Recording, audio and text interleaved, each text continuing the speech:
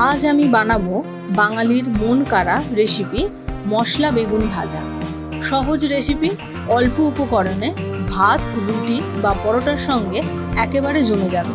আমি সুস্মিতা, আমার সুস্মিতাস ফ্লেভার ফিউশনে আপনাদের আরও একবার স্বাগত জানাই। প্রথমেই আমি একটা মাঝারি সাইজের বেগুন ধুয়ে কেটে নেব। কাটা বেগুন মাঝখান দিয়ে ছুরির সাহায্যে দুদিকেই চিড়ে নেব, যাতে মশলাগুলো ভালোভাবে বেগুনের মধ্যে যায়। এই মশলা বেগুন ভাজার জন্য আমি একটা মশলা বানিয়ে নেব। যে মশলাগুলো এখানে ব্যবহার করা হয়েছে সেগুলো ডেসক্রিপশন বক্সে দেওয়া আছে।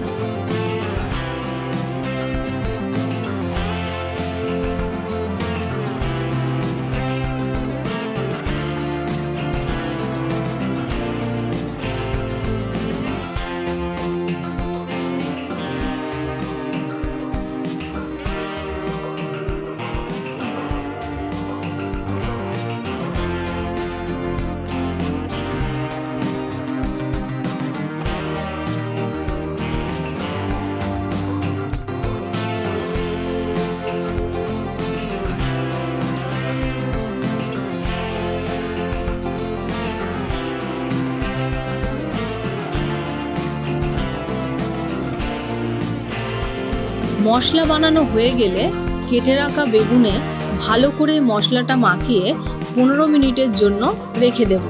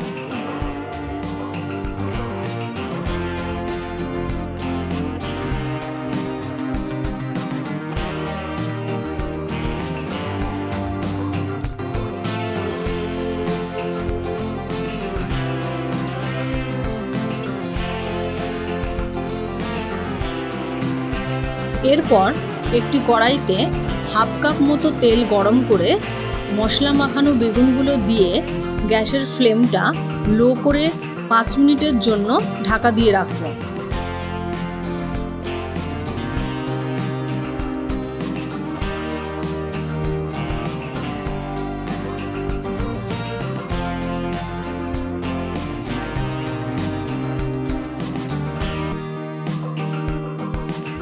পাঁচ মিনিট পর ঢাকা খুলে একটা দিক ভাজা হয়ে গেলে বেগুনগুলো উল্টে দিয়ে আবারও 5 মিনিটের জন্য ঢাকা দিয়ে দেব।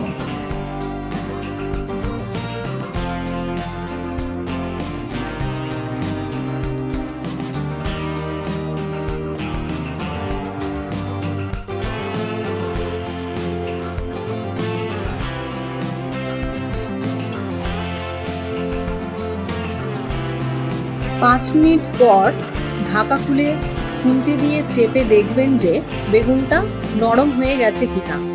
যদি দেখেন বেগুন নরম হয়ে গেছে, তাহলে গ্যাসের ফ্লেম বন্ধ করে নামিয়ে নিলেই তৈরি মশলা বেগুন ভাজা।